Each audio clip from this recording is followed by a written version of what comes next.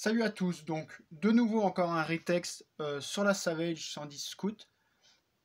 Tout simplement, j'ai retiré ma lunette Scout et j'ai monté un point rouge parce que voilà, ça m'a pris. J'avais pas du tout la configuration qui convenait à ce que je voulais en faire et à ce à quoi est destiné ce type de carabine. Donc j'ai commandé un petit point rouge Holosun HS403R, donc qui est la base du Holosun. C'est un modèle que je connais déjà puisque j'en ai déjà vu, essayé, tenu, etc. etc. donc j'étais sûr de mon coup. C'est un point rouge en 2 MOA, donc ce qui est déjà bien pour cette gamme de prix. C'est livré dans une boîte en plastique de bonne qualité avec tout ce qui va bien, le petit manuel, la petite chiffonnette, la clé, le montage bas, le montage haut, un petit truc de réglage. Bref, tout ce qui va bien. J'en suis super content, le réglage est très précis, ça convient tout à fait à mon usage.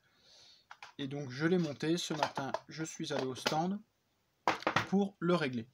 Donc rien à dire, ça marche du feu de Dieu.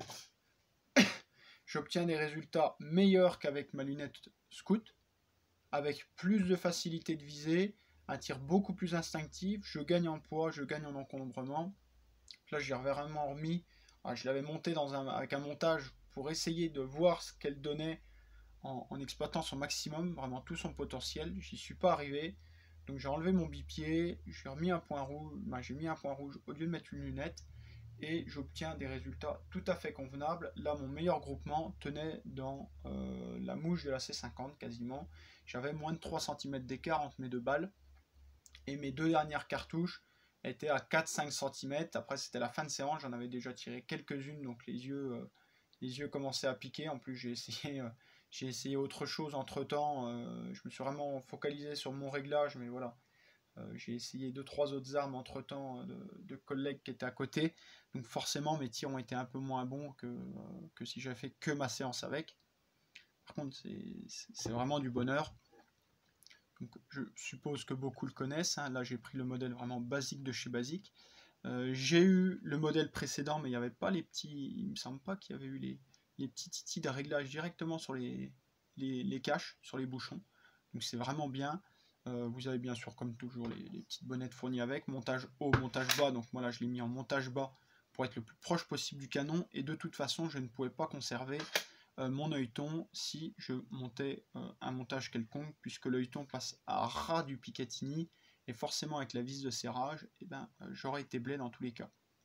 Donc, comme ça me convient très bien. Holosun, là, donc c'est du 2 MOA. Vous avez plus de 50 clics de réglage, sachant qu'un clic, c'est un demi MOA. Donc, vous bougez de 1,25 mm à 100 mètres pour chaque clic. C'est pas dégueulasse, vous pouvez quand même arriver à être relativement précis, sachant qu'à 50 mètres, je l'ai réglé vraiment point visé, point touché à 50 mètres pour voir comment la balle montait jusqu'à 100 mètres. À 50 mètres, c'était vraiment plein centre, on ne pouvait pas faire mieux. Bon, à 100 mètres, bien sûr, la balle monte, donc le tir était plus haut. Donc je me suis réglé pour être un chouille plus haut à 100 mètres.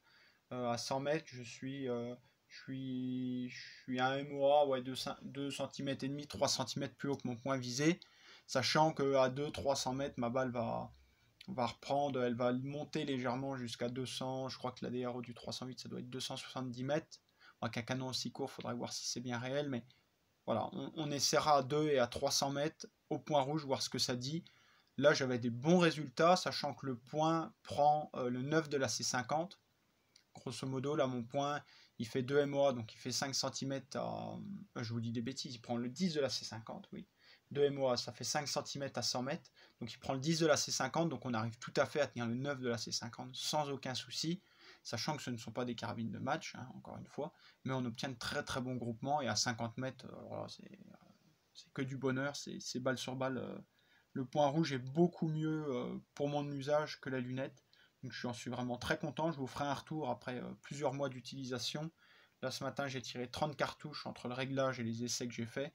J'ai tiré une seule et même munition. J'ai tiré de la SM en 147 grains, donc de la munition de surplus allemande, qui marche très bien dans la carabine. Donc je ne me suis pas embêté, j'ai gardé celle-là.